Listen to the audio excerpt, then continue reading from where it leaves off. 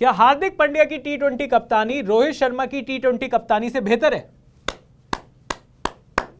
हाँ। नहीं, मतलब ये मैं इसलिए पूछ रहा हूं क्योंकि अभी तक सब लोगों का कहना था कि नहीं, रोहित शर्मा को टी20 का कप्तान इसलिए होना चाहिए क्योंकि उन्होंने 5 आईपीएल ट्रॉफी जिताई। इस बंदे ने, हार्दिक पांड्या को पहली बार कप्तानी मिली थी आईपीएल में, इसने भी आईपीएल अपनी ट्रॉफी जिता दी।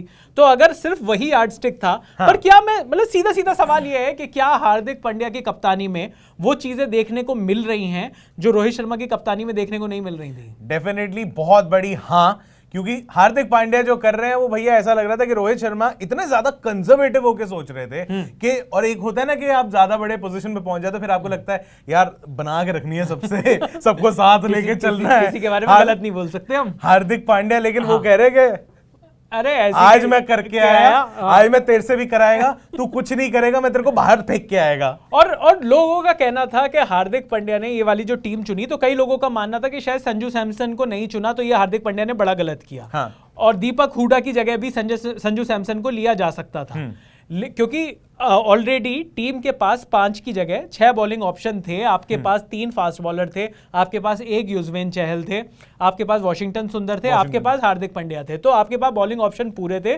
तो शायद दीपक हुडा की जगह भी संजू सैमसन को लिया जा सकता था।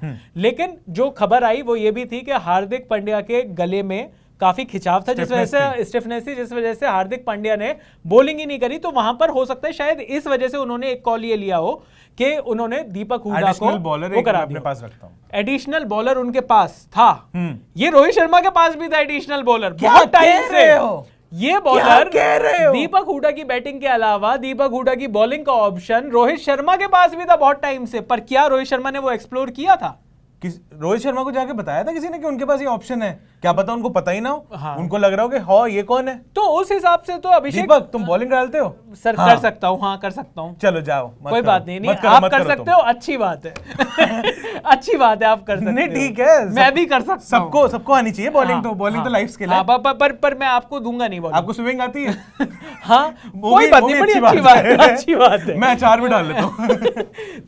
तो मतलब जिस तरीके से यहाँ पर हार्दिक पांड्या ने कप्तानी करी, उस हिसाब से देखा जाए तो एक स्टैंप तो रही, कहीं ना कहीं कुछ नयापन भी दिखाई दिया। हाँ। और जिस तरीके से उन्होंने अपने बॉलिंग रिसोर्सेज को यूज किया, बॉलिंग चेंजेस बड़े, बॉलिंग चेंजेस, जिस तरीके की टीम खिलाई, टीम तो चलो एक बार को आप कह सकते हो कि रोहित शर्मा को भी अगर कप्तान बनाकर ऐसी टीम दे देते जिसमें से आधे से ज्यादा लोगों को रेस्ट करा देते तो वो भी ऐसी सी ही टीम चुनते। भाई अगर रोहित शर्मा को ऐसी टीम दे देते तो रोहित शर्मा तो सबसे पहले खुद आते ओपन करने। हाँ। अगर हार्दिक पांड्या को रोहित शर्मा देंगे, क्या रोहित शर्मा ओपन करने आएंगे या हार्दिक पांड्या कहेंगे एक मिनट सर आप, ये अभी मुंबई इंडियन नहीं चल रहा है, आप थोड़ा बाहर रहिएगा। और मुंबई इंडियन से याद आया, जब ये सवाल मैंने 2-3 साल पहले कपिल देव जी से किया था कि क्या रोहित शर्मा सबसे बेहतर टी20 कप्तान है क्योंकि उनके पास इतनी सारी ट्रॉफीज हैं, तो उन्होंने पलटकर मुझसे ये कहा था कि क्या मुंबई इंडियंस सबसे बेहतर टीम है क्योंकि उनके पास सारे बेसिस कवर्ड हैं। तो उन्होंने कहा कि यार कप्तानी ठीक है, आप उसको क्रेडिट दे रहे हो उनकी कप्तानी को, पर मुंबई इंडियंस की जो टीम है वो भी तो अपने आप में सबसे बेहतरीन टीम थी उस टाइम पर। अब पिछले 2 साल से उनके जो जितने भी पुराने खिलाड़ी थे, जो ड्राफ्ट अपने करे हैं, जिस तरीके से ऑक्शन में उनके हाल हुए हैं, और हर कोई यही कह रहा था कि भाई ये लोग आईपीएल में 14 मैच खेल के हारे नहीं है। हार तो ये तभी गए थे जब ये अपने पैसे कमा के आए थे। बिल्कुल। तो भाई जब से मुंबई इंडियंस की जो टीम है वो कमजोर हुई, जब से वो ऑक्शन में उन्होंने अपना पूरा कोर खो दिया और वो वाले प्लेयर्स नहीं मिले, भी नहीं चले थे और उस पूरे टूर्नामेंट में। मैं वही मैं कह रहा हूं, तो रोहित शर्मा की वहां पर कप्तानी भी एक्सपोज हो गई, वहां पर मुंबई इंडियंस के भी का भी सक्सेस एक्सपोज हुआ। तो यहां पर जब आप रोहित शर्मा और हार्दिक पांड्या की कप्तानी को कंपेयर करते हो तो कहीं ना कहीं एक नया स्पार्क तो दिखाया हार्दिक पांड्या की कप्तानी में, और सबसे बड़ी नया विजन होता है। प्लस एक वो जो बार बार कहते हैं ना कि यूथ वाली एक बात होती है कि एक नया लड़का जब आ रहा है अचानक से, बार बार लोग एग्जांपल देते हैं महेंद्र सिंह धोनी का कि अचानक से जब हर कोई एक्सपेक्ट कर रहा था कि अगर टी20 मैचेस के लिए अगर आप सारे सीनियर्स को बाहर निकाल रहे हो, टी20 वर्ल्ड कप होने वाला है, और वहां पे हर कोई एक्सपेक्ट कर रहा था कि अगर सीनियर खिलाड़ी नहीं है, युवराज सिंह है तो युवराज सिंह ही, क्योंकि वाइस कैप्टन भी, बिल्कुल, तो उन्हीं को कैप्टन बना के लेके जाएंगे। लेकिन अचानक से एक नाम आता है महेंद्र सिंह धोनी का, देखा, बिल्कुल। और उसके बाद जो हुआ बताने की जरूरत नहीं है, हिस्ट्री है वो पूरी, ठीक है। उसी तरीके से अगर आप हार्दिक पांड्या को भी देखते हो, एक बहुत ही मतलब क्या बोलेंगे कि अनपॉपुलर चॉइस थी कैप्टनसी के लिए, जब गुजरात टाइटंस ने अपना कैप्टन ये अनाउंस किया था कि हार्दिक पांड्या हो सकता है, और उसी के लिए इतना महंगा खरीदा भी था, हर कोई सोचा भाई हार्दिक पांड्या और कैप्टन, ये बंदा इतना ज्यादा वॉलेटाइल सा है। मतलब हार्दिक पांड्या इतने साल मुंबई इंडियंस में रह गया, इन्होंने कप्तानी हरभजन सिंह से लेकर कायरन पोलार्ड से लेकर सबसे करवा ली, सबसे। हार्दिक पांड्या को कप्तानी नहीं मिली थी इनमें, तो आपको सबको, जसप्रीत बुमराह से भी कप्तानी करा ली, तो मतलब ये तो था कि इनमें लीडरशिप क्वालिटी, जब तक रोहित शर्मा थे, क्या पता है कोच वाली बात है, नेहरा जी कर गए जो बाकियों को नहीं दिख रहा था वो उनको दिख रहा था, तो भाई फिर ऐसे कोच को लेकर आने की जरूरत है कम से कम T20 के लिए। Are you saying VVS Laxman is better than Rahul Dravid? नहीं मैं तो, are you saying that I am putting in a fix? नहीं मैं तो साफ साफ कह रहा हूं, मुझे लगता है कि T20 के लिए जिस तरीके से अभी तक टीम राहुल द्रविड़ ने बनाई है पिछले 1-1.5 साल में, वो बिल्कुल जीरो है। वो प्रिपरेशन, वो पूरा का पूरा जो ब्लूप्रिंट जिसे कहते हैं, वो बिल्कुल जीरो है। मुझे लगता है कि वहां पर अगर वाकई में कोच भी थक रहा है, मैं ये कह रहा हूं, अगर वाकई में कोच को भी रेस्ट देने की जरूरत है, तो भाई जैसे स्प्लिट कैप्टनसी होती है, स्प्लिट कोचिंग करा लो। T20 की कोचिंग आप किसी ऐसे क्रिकेटर को दे दो, मुझे लगता है सिलेक्टर्स को भी थोड़ा सा अपने जो सिलेक्शन क्राइटेरिया है, आप ये सारी बातें बाद में करोगे सिलेक्टर्स के लिए, आने तो पहले है ही नहीं अभी तो कोई भी फिलहाल तो कुर्सियां खाली पड़ी है सिलेक्टर्स की, सिलेक्टर्स आएंगे तो सोचेंगे। और मुझे लगता है ये भी एक वीडियो बनना चाहिए कि सिलेक्टर्स की कितनी गलती थी, और क्या अगर सिलेक्टर्स की गलती नहीं थी तो सिलेक्टर्स को ये जो बलि का बकरा बनाकर जो भेज दिया गया है, क्या किसी और को भी इस चीज का जिम्मेदार ठहराना चाहिए था? ये एक अलग वीडियो है। लेकिन अभी हार्दिक पांड्या और रोहित शर्मा की कैप्टनसी की बात कर रहे थे, 3 चीजें जो इस मैच से हम साफ अंतर देख सकते हैं, वो डिस्कस कर लेते हैं। ठीक है। पहली चीज, युजवेंद्र चहल पर भरोसा। भाई पूरे साल आप युजवेंद्र चहल को खिलाते हो, उसके बाद वर्ल्ड कप के दौरान कहते हो चल बेटा तेरा हो गया, पिछली बार लेके नहीं गए, इस बार लेके गए तो भी मैच खिलाया नहीं, और उसके बाद हर कोई जब कह रहा था कि यार रिस्ट स्पिनर ऑस्ट्रेलियन पिचेस पे हेल्प करेंगे, आप खिला ही नहीं रहे हो, आप एक बार मौका नहीं दे रहे हो। वो बंदा जैसे यहाँ पे आया ऐसा लग रहा भरा बैठा था। नहीं बिल्कुल, जिस तरह की हमने पहले भी बात करी थी कि जिस तरीके से उसने वो जो आउट करा था ग्लेन फिलिप्स को, जिस तरीके से आउट किया, छक्का खाया पहले छक्का खाया, और उसके बाद फिर अपनी स्पीड स्लो करके लगभग 73-74 के अराउंड स्पीड पे बॉल डाली, सेम लाइन एंड लेंथ लगभग रखी, ये बिल्कुल वापस इनवाइट करा, बैट्समैन को इनवाइट करा कि आ मार, और न्यूजीलैंड जैसी कंडीशंस पे ग्लेन फिलिप्स जैसे बैट्समैन को हवा में बीट कर देना, ये एक अपने आप में ये स्पिनर के लिए एक बहुत बड़ी चीज है। और युजवेंद्र चहल ने पहले भी दिखाया है कि वो इस तरीके की बॉलिंग, खास तौर पर वो लूपी बॉलिंग करने में डरते नहीं है, सामने चाहे कितना भी बड़ा हिटर हो।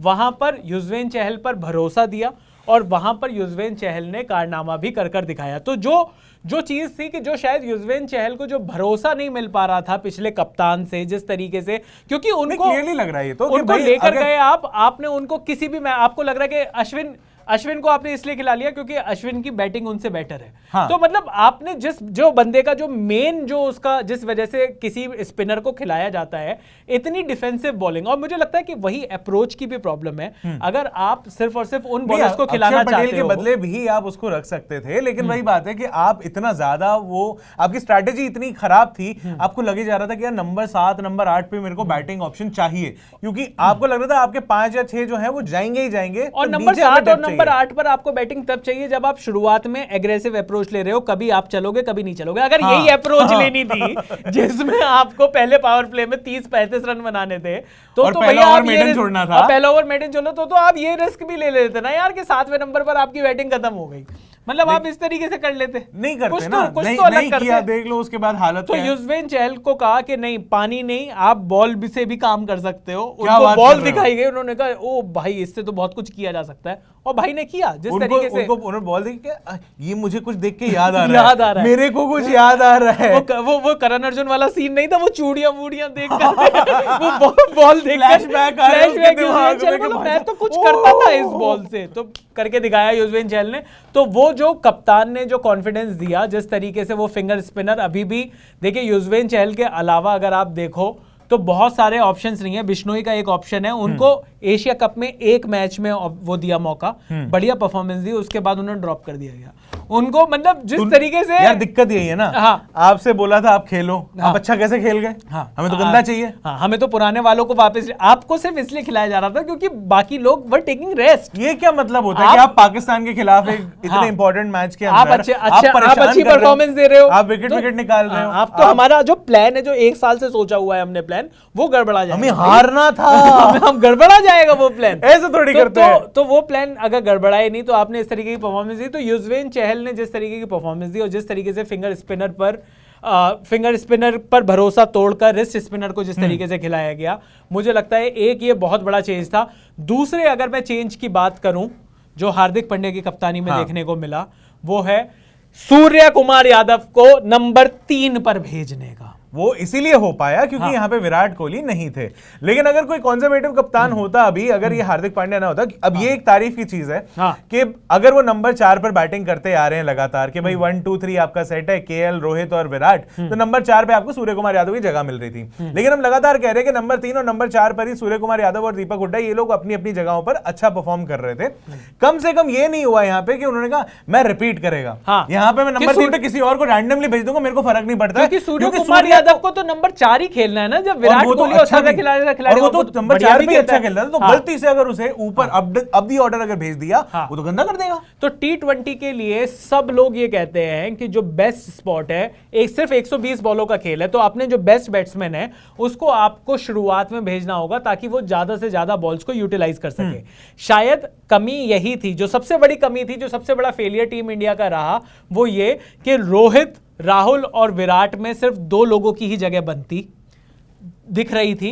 अगर वर्ल्ड कप में इन 3 की जगह सिर्फ 2 लोगों को खिलाया जाता तो शायद जो नया खून है आपका वो आप टीम के अंदर डाल सकते थे, ज्यादा ऑप्शंस भी आप डाल सकते थे। मैं तो भी कह रहा हूं कि देखो इन 3 में से सिर्फ एक की जगह बनती थी। हाँ, नहीं बनती एक ही की थी, पर ये दुनिया ये भी कह सकती है कि ये तो आप वर्ल्ड कप के बाद ये बोलना बहुत आसान है क्योंकि सिर्फ एक ही एंकर मैं ये कह रहा हूं। हम लोग क्या पहले नहीं बोल रहे थे? नहीं, हम तो अगर पहले भी आप बोल रहे थे, जो आप हमारी वीडियोस देखते हो, आप अच्छे से हमसे बहुत प्यार करते हो, आपने देखा होगा, जरूर देखा होगा, क्योंकि हमने वीडियोस बनाई हैं। जब ये वर्ल्ड कप शुरू होने से पहले भी हमने अच्छी तरीके से एक एक बंदे की क्लास ली है कि भाई किस बेसिस पे इनको टीम में लेके आ रहे हैं, और इनके रिकॉर्ड्स नहीं है अच्छे, इनके स्टैट्स अच्छे नहीं है, ये इनके रीसेंट रिकॉर्ड्स भी, प्रैक्टिस मैचेस उठा लो, कुछ उठा लो, नहीं अच्छे दिख रहे हैं, तो किस बेसिस पे आप लेके आ रहे हो इनको? मतलब चलो रोहित शर्मा कप्तान था, विराट कोहली आपका इस जनरेशन का सबसे बड़ा बैट्समैन था, केएल राहुल ने ऐसा क्या किया है अपने जीवन में कि आपको लगता है कि या तो उनको रेस्ट देना चाहिए, चोट लगने के बाद वो वापस आए तो आपको उनको कप्तान बना देना चाहिए? हाँ, क्या किया उसने अपने जीवन में, बताओ मेरे को।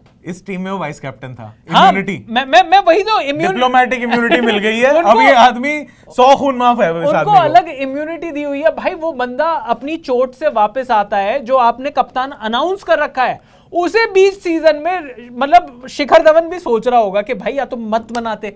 जिम्बाब्वे के टूर पर शिखर धवन को कैप्टन बना के भेज दिया, फोन आया एकदम से, नहीं केएल राहुल भी फिट है। ओ, फिर तो केएल राहुल कप्तान की तरीके से जाएंगे ना, क्योंकि राहुल द्रविड़ साहब ने उनको एज अ फ्यूचर कैप्टन देखा हुआ है उसमें। वो है ना, सड़क से उठा के स्टार बना दूंगा मैं, तेरे को चोट से उठा के कप्तान बना दूंगा। वाह वाह वाह वाह, तो मतलब केएल राहुल पर जो इतना भरोसा था, वो चोट से वापस आ रहे थे। मैं ये नहीं कह रहा कि वो चैंपियन, वो अच्छे खिलाड़ी नहीं है, वो चैंपियन खिलाड़ी भी बन सकते हैं, अच्छे खिलाड़ी हैं, पर भाई उस लय में दिखें तभी तो। चैंपियन खिलाड़ी को लय में होना भी तो जरूरी है ना यार। ये भी तो फिर ईगो इशू भी तो होता है कि आपको अगर टीम में नहीं रखेंगे एक बड़े प्लेयर, इनके पिताजी की टीम है कि ईगो इशू बना रखा है? ईगो इशू देश की टीम है यार, देश की टीम है, उनको नहीं लगता, उनको लगता है कि ईगो इशू है।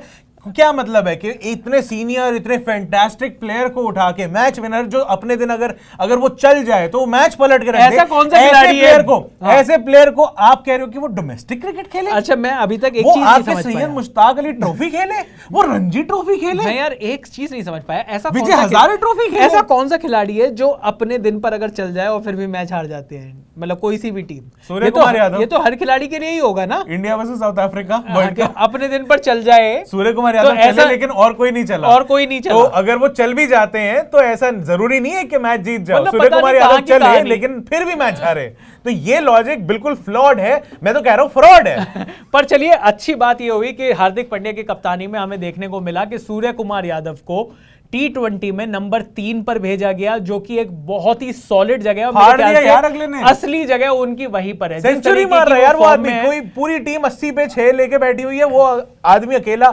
111 रन बना के बैठा हुआ है। 191 रन तभी जाके बन रहे हैं। सोचो यार क्या बंदा क्या खा के बहुत बड़ी गलती करी टीम इंडिया मैनेजमेंट से, बहुत बड़ी गलती हुई कि हम सूर्य कुमार यादव की पीक फॉर्म को हम भुना नहीं पाए इस वर्ल्ड कप। मुझे आपके वर्ड से बहुत दिक्कत है। हाँ। आप टीम इंडिया मैनेजमेंट कह रहे हो। हाँ। टीम इंडिया मिस मैनेजमेंट है वो। आप सही शब्दों का चयन करें। टीम मिस मैनेजमेंट क्या कर रही है? टीम मिस मैनेजमेंट ही कर रही है और कुछ नहीं कर रही है। तो चलिए, ये तो रही दो बातें। तीसरी बात, दीपक हुडा बॉलिंग कर लेते हैं। वो जैसे फैन ने कहा था ना, हाँ। दीपक गुड्डा वरना दीपक हुडा बॉलिंग करते हैं। ये दीपक हुडा को तो पता था, सारे फैंस को पता था, रोहित शर्मा को नहीं पता था यार जब मैं बताता हूँ क्या हुआ था। हाँ। जब टीम शीट दी थी ना सारे नामों वाली, हाँ। कि यहाँ पे ये है ये बंदा बैटिंग करता है, ये बंदा बॉलिंग करता है, तो दीपक हुड्डा के नाम के आगे ना लिखा होता ऑलराउंडर।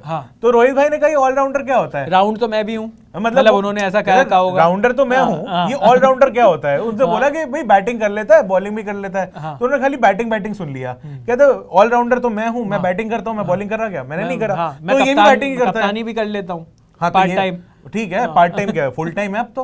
हाँ, तो भाई दीपक हुडा को मौका मिला, फाइनली दीपक हुडा को मौका मिला एज एन ऑलराउंडर। बैटिंग में उनकी बारी नहीं आई, बिल्कुल लास्ट ओवर में बारी आई, पहली बॉल में ही उन्होंने फ्लिक करने की कोशिश करी और वो वहां पर 0 अंडे पर आउट हो गए। लेकिन लप्पे घुमाने में पीएचडी कर रहे हैं वो। लेकिन कंट्रीब्यूशन के नाम पर जब उनको बॉल फेंकी गई तो उन्होंने भी बढ़िया बॉलिंग करी। ऐसा नहीं था कि बिल्कुल न्यूजीलैंड बिल्कुल खत्म हो चुकी थी, जिस तरीके से उन्होंने बॉलिंग करी और जिस तरीके से अरे भैया लास्ट ओवर के अंदर हर्षा भोगले साहब कह रहे हैं अभी ये क्या, इन्होंने क्या गेम पहले ही बंद कर दिया क्या? कॉल ऑफ हो गया है मैच? उनको बाद में याद आया, अबे विकेटें खत्म हो गई है।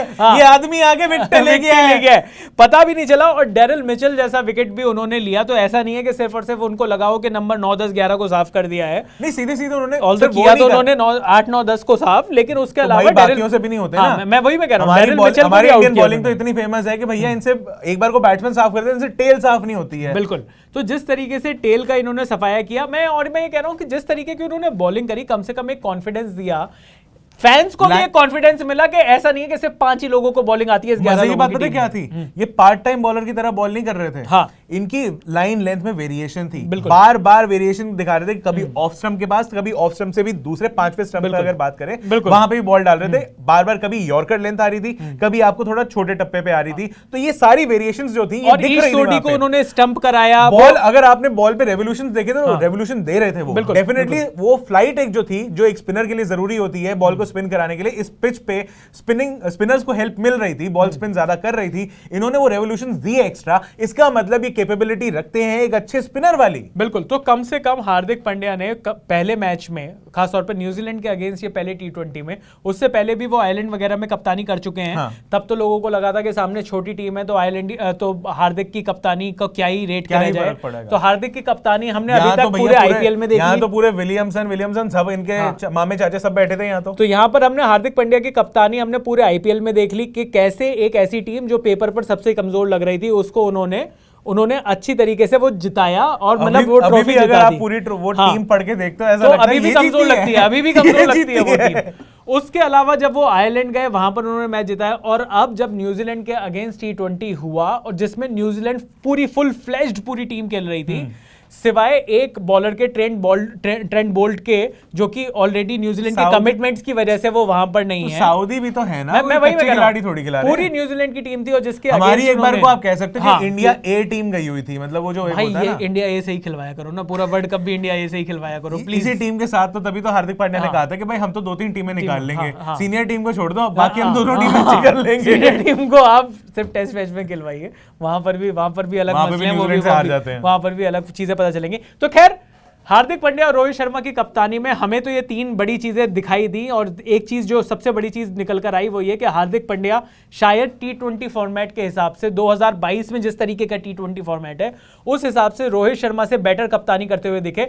आपको क्या लगता है? क्या आपको लगता है कि हार्दिक पांड्या ने अभी थोड़े से ही टाइम में रोहित शर्मा से बेहतर कप्तानी दिखाई है, या आपको लगता है ये शुरुआती दिनों की बात है, अभी लंबे मैचेस देखकर ही पता चलेगा कि किस तरफ जा रही है माइंड यू के बड़े जो हमारे फॉर्मर क्रिकेटर्स हैं, लेजेंड्स हैं, वो लोग भी नाम इस वक्त कुछ दबी जबान में कह रहे हैं, कुछ खुला कह रहे हैं कि भैया हार्दिक पांड्या को इस वक्त T20 का कैप्टन बना देना चाहिए इंडिया के लिए। कैप्टनसी की अब बात काफी खुलकर हो रही है, बात खुल के हो रही है। सनी गावस्कर साहब भी कह रहे हैं कि भैया जिस आदमी ने गुजरात टाइटंस को जिताया था उसी आदमी को अब इंडिया का कैप्टन बनाओ T20 फॉर्मेट में। कई लोगों का कहना है कि ये लॉन्डो का गेम है, मतलब ये मतलब लॉन्डो का जवान लॉन्डो का ये गेम है, इसमें जो बड़े लोग हैं उनको आप थोड़ा सा साइड में रख सकते हैं। 2007 में इसी तरीके से टीम बनी थी और वो इकलौता T20 वर्ल्ड कप है जो टीम इंडिया ने जीता है। तो यहां पर भी अगर 2024 की T20 world cup, Lalchand Rajput should also make a comeback. T20 बिल्कुल, लालचंद राजपूत हमारे लिए लकी है। हाँ, तो देखिए अगर कुछ देखा जाए तो लालचंद राजपूत भी सिर्फ इसी फॉर्मेट के लिए वो करने गए थे, तो वहां पर भी जो स्प्लिट कैप्टेंसी के साथ स्प्लिट कोच वाली जो बात हो रही है वो भी शेयर हो सकती है। कोच भी नाम नहीं दिया था उनको, टीम मैनेजर इस तरीके का नाम देके छोड़ दिया। साउथ अफ्रीका में जोहान्सबर्ग में लड़कों को खिलाओ, घुमा के लाओ, आपको पता है कि कहां पर बढ़िया खाना मिलता है। तो मतलब इस तरीके पर आपको क्या लगता है कि वाकई में कप्तानी में आपको डिफरेंस दिखाई दे रहा है, या फिर ये सिर्फ हम अभी शुरुआती दिनों की ही चीजें चांदनी देखकर ज्यादा खुश हो रहे हैं? रोहित शर्मा या हार्दिक पांड्या, किसकी कप्तानी आपको लगी बेहतर, ये आप कमेंट सेक्शन में लिख सकते हो। मेरा नाम है चैन रस्तोगी, मैं हूं अभिषेक मनचंदा और आप देख रहे हैं अनकट।